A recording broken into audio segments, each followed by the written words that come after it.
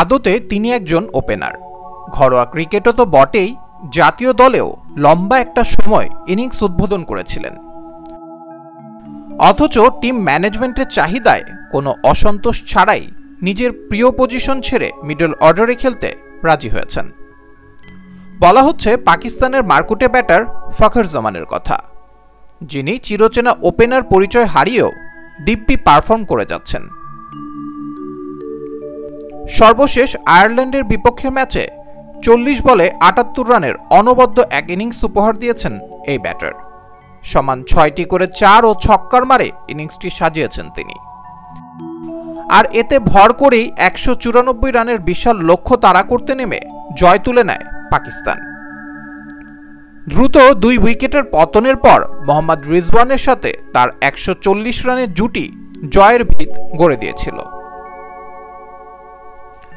22 গজে এসে শুরু থেকেই আগ্রাসী হয়ে উঠেছিলেন ফখর জামান।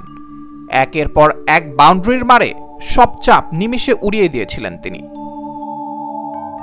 হাফ সেঞ্চুরির জন্য বেশিক্ষণ অপেক্ষা করতে হয়নি, মাত্র 31 বলেই মাইলফলক পূর্ণ হয় তার। এরপর অবশ্য আরও আক্রমণাত্মক হয়ে ওঠেন এই বাঁহাতি। নিজের খেলা শেষ 8 বল থেকেই 28 রান আদায় করে নেন।